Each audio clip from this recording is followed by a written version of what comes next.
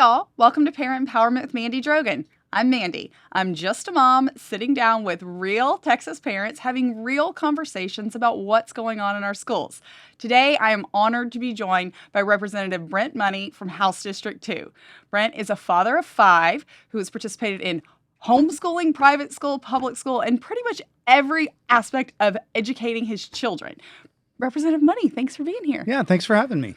Well, I'm so excited to have you because you all are about to take on what might be the most revolutionary and important piece of legislation that has come across the Texas House. I would say ever, because it might sound hyperbolic, but I really do think that passing school choice is how we course correct a system and set up the future for our kids to save Texas and save America from a lot of this woke, as Elon Musk says, mind virus that is taking over our kids' generation.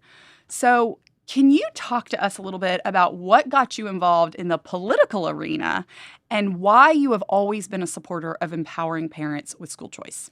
Yeah, so my parents sacrificed greatly for me and my sister to go to private Christian school. And so I went there kindergarten through 12th grade. It's where I met my wife. But my mom worked solely so that we could go to school. Wow. And so I knew it was a sacrifice for them. And there were other people in my school whose parents were sacrificing like that as well. Mm-hmm. And you just look and say, hey, we're paying all these property taxes. The state is funding. But my parents are having to not only pay those taxes and do all of that, but they're also having to, work side jobs and things like that so that I can have a Christian education. Yeah. And so not that we want the government to run Christian education. We want Christian education to run Christian education. But why are we basically, my parents are double paying for me to go. And so that's kind of where I started in my life. And then as we started our own family, we sent our kids to the same Christian school for a while. And just started evaluating, is this best for them? Is this best for us and our family? And we kind of decided it's a year-to-year proposition. Every year we're going to reevaluate with every kid what's best for them. And so, as you mentioned, we've had kids in public school, private school, charter school, and homeschool. One horrible year, we had kids in all 4. And my wife spent most of her time just driving. But that was what we thought was best for those kids that time. And so I'm blessed with a good job, and my wife can stay home, and she has those choices. But I know that all Texans are not like us, and I also know that every school, even a great school, doesn't work for every kid. And so I'm not here to denigrate schools, and certainly not the schools in my district, but some of my kids would not function well in a large school, even the best school in Texas. Right. I've got one with sensory processing disorder. Changing classroom to classroom is a real struggle for him. Yeah. Dealing with hundreds or thousands of kids in the hall is a struggle for him. It doesn't matter if, this school is A+. Doesn't matter. It's not going to work for him. And so I just have compassion for those families that maybe financially can't move to a different zip code, or can't afford to send their kids to a private school, can't afford for mom to stay home from work. And so they are stuck in a school that might not be for them. And so that's really my heart in this. Mm-hmm. And what's amazing is, as I've studied this, as I started running, I've seen how other states, it actually improves the public schools as well, and almost across the board. And so when you allow people to choose, and it's not only that the public school performance improves, but as you remove people who are not performing well in those schools, you leave people who are performing well, and morale goes up, and education performance goes up. And so I just think this is a really good start to fixing some of the things that are wrong with our education system. That's perfectly articulated. Thank you. And that's exactly right, is if you're happy with the school that your child is zoned for, if they're providing a high quality education, if they're in the right environment, if they are providing an education that aligns with your values, then you stay, right? Because you usually chose to live where you're living, right, and you know what's going on there, and that's what it is. But I think it is important that we really do recognize that the one size fits all, there are so many kids that just doesn't work for. And though they might be a small proportion of all the kids, the over 5 million kids, really over 6 million kids in the K through 12 age range, that we've got to recognize that those children, particularly those with less resources and Right. are not able to afford what a private school can cost, that they have that access. Well, thank you for explaining kind of the background Sure. and the lens through which you viewed this from the beginning. So let's talk about where you are now. So you won your election. And you recognize, I think, the significance of the legislation that's about to come before you. It's passed in the Senate, and now it's going to come over to the House for the House to make your changes and edits. And it's something that I know that you've said that it really, you and your other colleagues take it to heart, the importance and the significance of empowering parents and making sure that every child has access to this. But one specific avenue that I think that you and I've talked a lot about is the homeschoolers. And while the Texas Homeschool Coalition, who has hundreds of thousands of members, I think they said recently 70% of their constituents or members support education savings accounts. You pointed something out to me that was really important about it being an opportunity for families that want to do that. Can you talk to us a little bit about how you made the decision to homeschool and why you see this as an opportunity for other families to have that option as well that maybe can't at this time? Yeah, sure. So my wife probably remembers exactly when we started homeschooling, but I think it was somewhere around 2014, 2015. Mm-hmm. And I think it was around that time when I sat down with our homeschool coalition, not I'm probably using the wrong terminology, not the Texas Homeschool Coalition, but our Right. local homeschool group. And talked about what I think was then Senator Dan Patrick's school choice bill. And the homeschoolers back then were worried.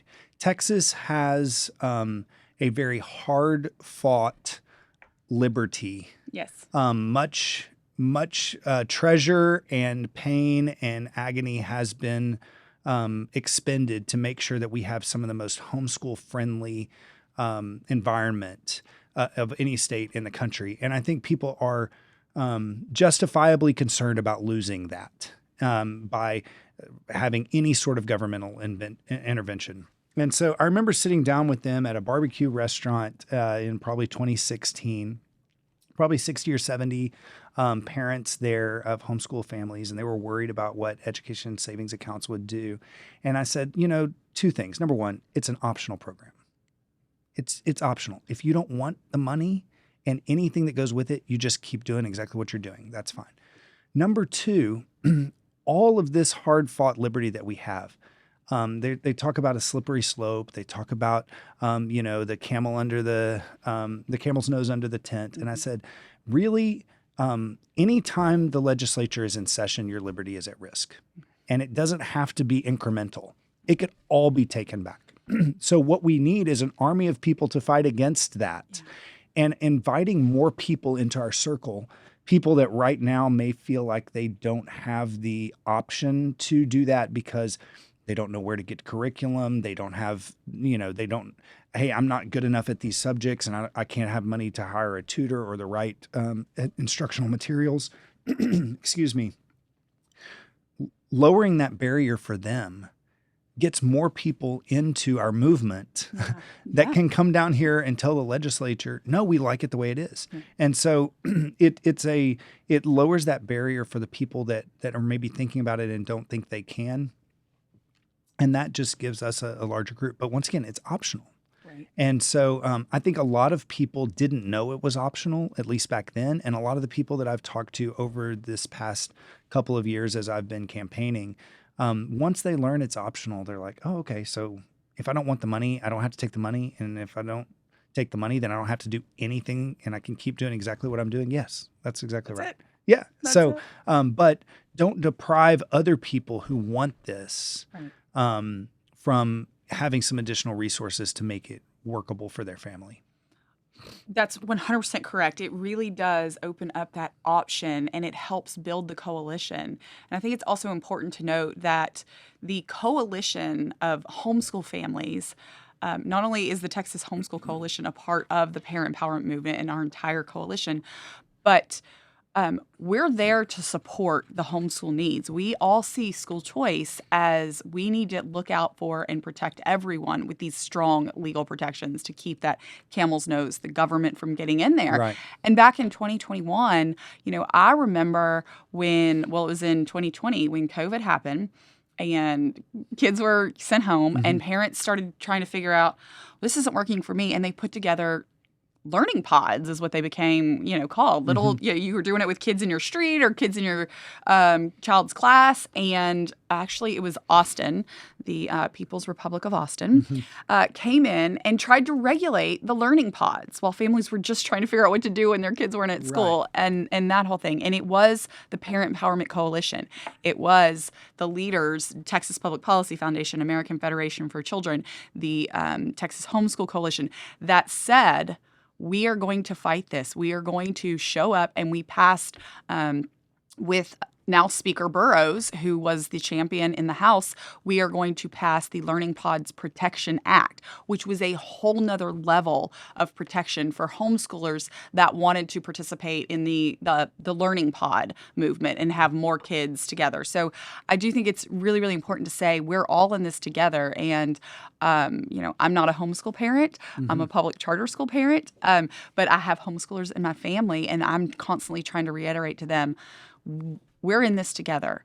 And whether you're trying to provide a Christian education, a homeschool education, whatever it is, we agree that the government should not come in, which is why the strongest legal protections are in the legislation to say at no point can you come in and regulate homeschoolers or private school, their admissions, their creed, their practices, their hiring standards, anything about the operations. And that is really, really important. And I know that you're committed to your constituents to not supporting any piece of legislation that doesn't offer these strongest in the nation legal protections. Yeah, I as painful as it would be for me, I would vote against any school choice legislation that did not protect private schools and homeschoolers from being able to teach without government interference into that. Right. I was talking even with a school board trustee from my district this morning, and he said, "Well, I'm okay with it as long as they have to follow all the same rules the public schools do." And I said, "Why?"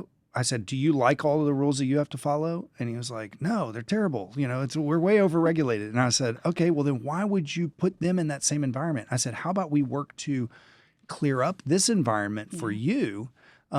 Because, if we operate in a government-run monopoly, there has to be regulation.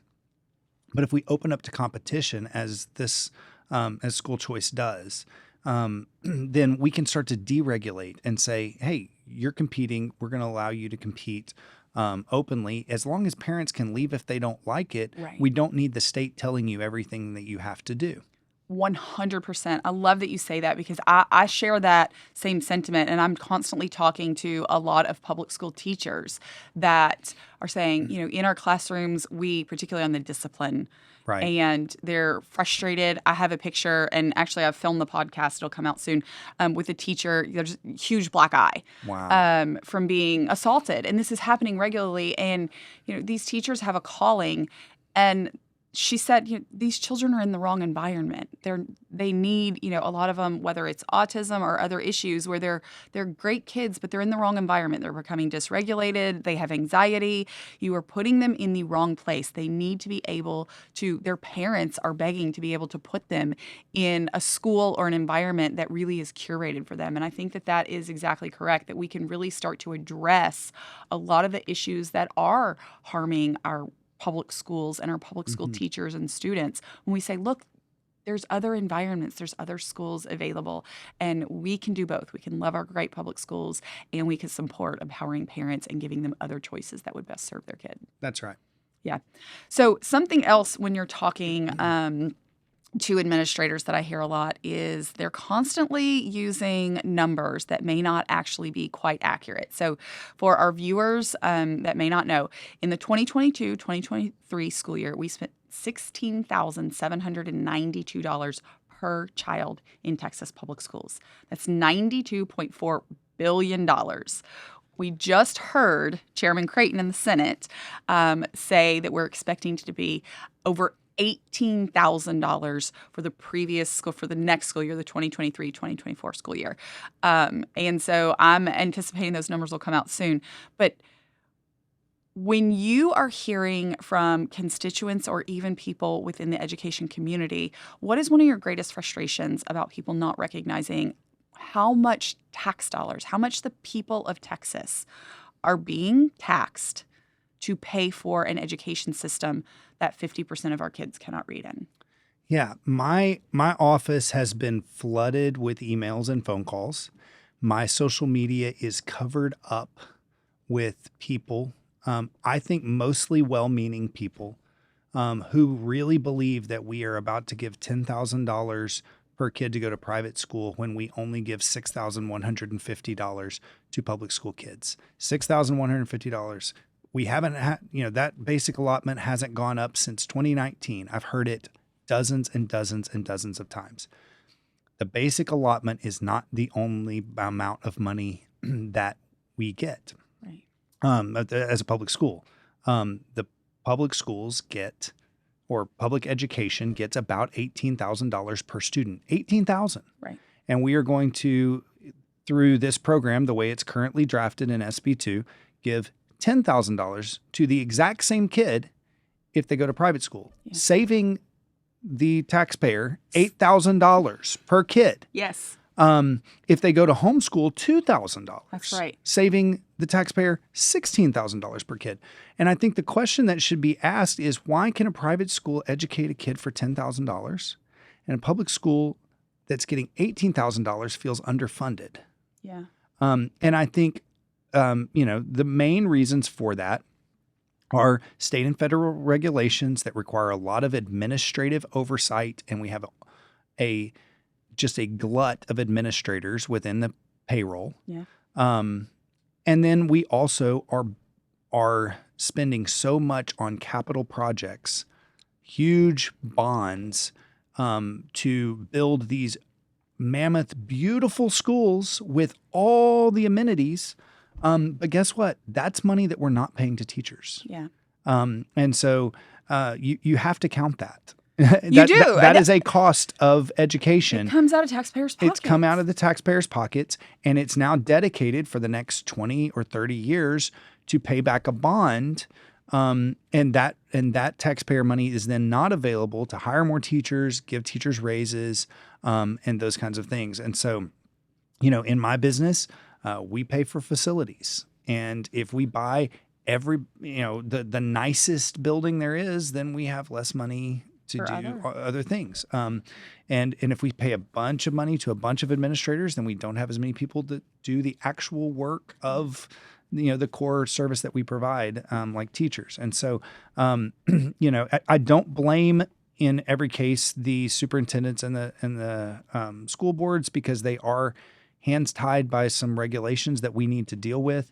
But every time the government spends money on one thing, they're not spending it on something else. And they are taking that money, whatever they spend it on, from us. And so, it's frustrating to continue to hear that about the basic allotment, as if that's the only money that we get. And I really want to tell people, and I know a lot of people are just getting it from social media, and that's fine. But find the source of whoever is telling you that, and tell that person that you are not going to listen to them anymore because they're not telling you the truth. Right. The truth is $18,000 per public school kid. Yep. $10,000 per ESA in private school, $2,000 per ESA in homeschool. That is fact. The other stuff is political misinformation. Yeah.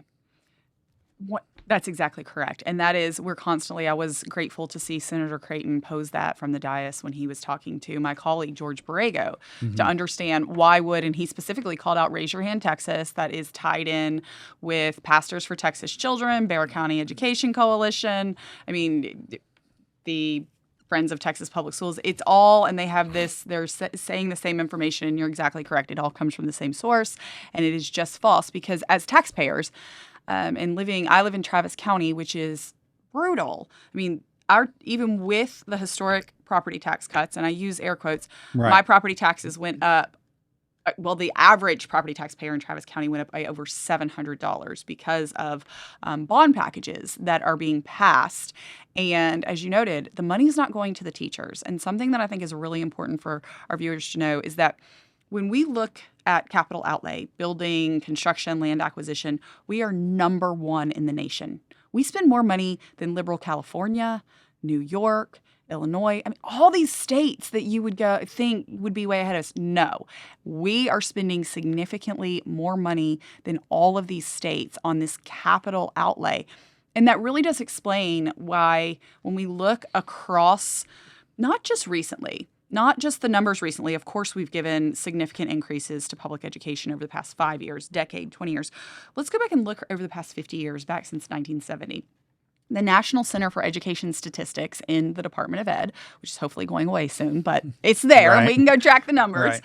But they do track per pupil funding and increases. And we know in the state of Texas, we have increased our per pupil funding when adjusted for inflation since 1970 by 166%. At the same time, we have only increased teacher pay when adjusted for inflation by 16%.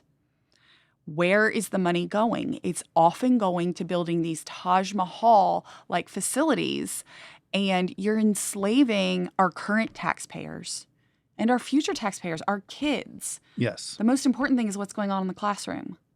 Yes.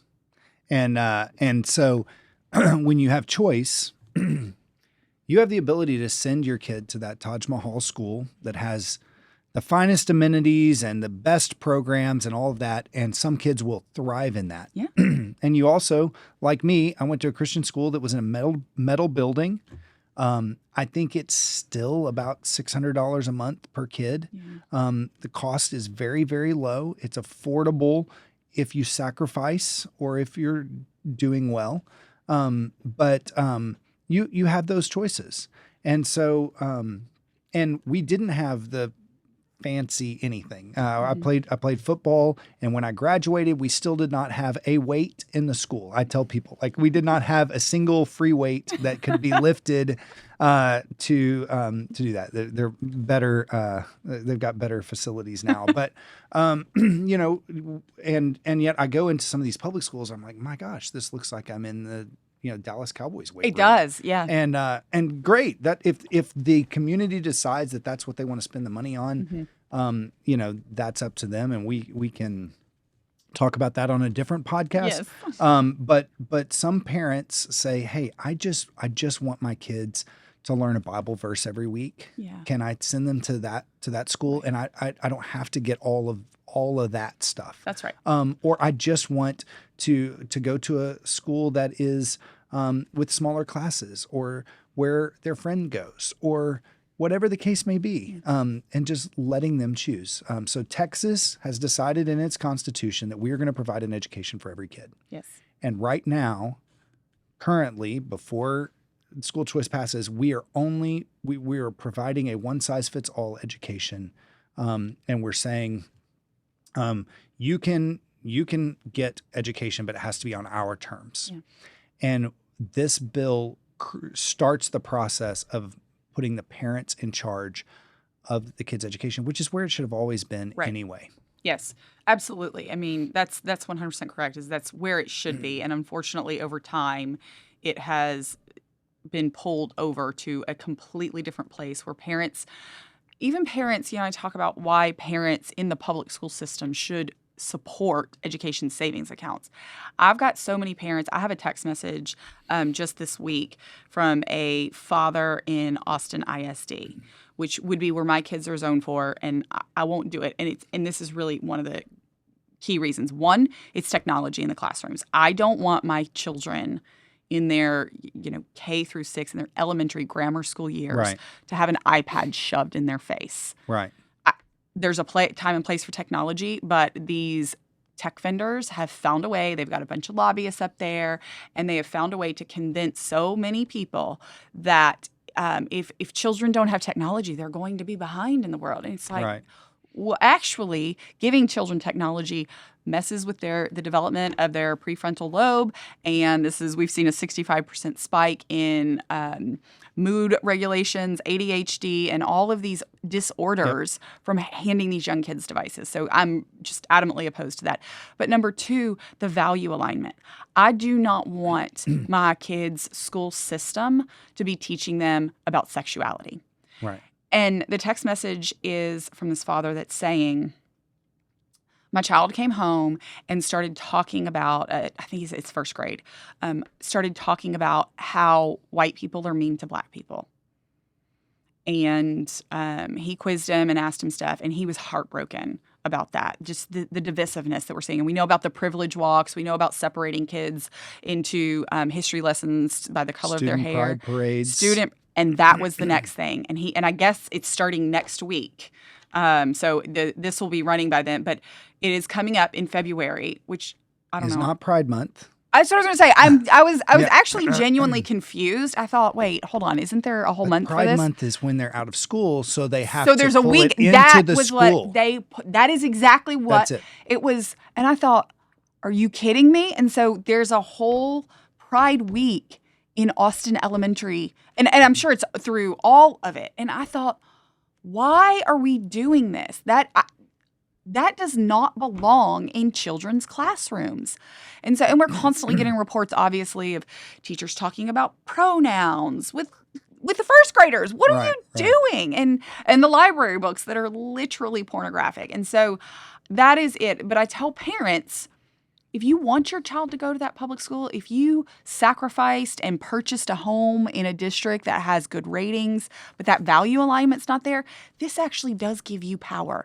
You can go into that administrator's office and say, we're not doing that. You can go get 20, 50, 100 mama bears and go into there and say, no, we're not doing this at our school. Right. No, sir, not happening. Get it out. And that's why this is the parent empowerment movement. It's not the school choice movement. Right. It is about empowering every single parent, regardless of where they go to school, to make sure that they are the ultimate decision makers and they do have the right to push back against a system that is, quite frankly, in far too many places been run off the rails. That's right. And so right now, a parent can go and complain, but it's hard to yank the kid out, especially if you're a single mom. Right. If you're, if you're not financially able to do that, you really don't have anything except for just an emotional plea. Right. And thank goodness for the parents who have been doing that and working hard on those things. But I think that our public schools will improve as they have to respond to the actual needs of their community. That's right. But it's just this idea, I think, that has become ingrained in us that the school is there to educate our kids and or provide for our kids or whatever it may be. But parents are there to educate their kids. That's right. Always. Yes. Whether your kid is in public school, private school, or if they're homeschooled, you are still responsible for your kid's education. Mm-hmm. And when they graduate or they leave home, whether they were educated or not, whether they were discipled the way that you want them to be or not, is going to be on you. Yeah. The government bureaucrat or even the blessed teachers who are there doing their job are going to have a different accountability before God for what happened to those kids than the parents are. Mm-hmm. And so we need to reorient the system to put the parents back in the driver's seat. Yeah. And that's what this is about. 100%. And that's exactly correct. I remember one time seeing a meme and it made me tear up because it was talking about how the majority of the time that you will spend with your children is as adults. Yeah. And as a mother of 3 littles in this season of life that's chaotic, and I'm like, oh my gosh. And that's it. The different accountability system. When they grow up, the school is behind. I'm with them and I'm in all their struggles in life and all the different seasons of life as adults and whatever the foundation that was laid in the first, 18 years, but really it's even before that. And we know that. That is so crucial. And the school will be nowhere in sight, but it's my children and whatever decisions that I make is what will impact them for the rest of their lives. That's right. And so parents if they have that ultimate authority, they can delegate that authority out to who they want. That's right. And say, you know what, like my parents did, we want them to go to a private Christian school. Yeah. And that was their decision. Other people might say a Montessori school. Other people might say, I want them to go to the public school and learn those things. Some people might choose to homeschool and say, I want to be the primary educator myself for my kids. But ultimately, it should be the parent choosing that. And instead of the government saying, we're going to educate everybody's kids, and if you want to opt out of the system, go ahead and do whatever you want.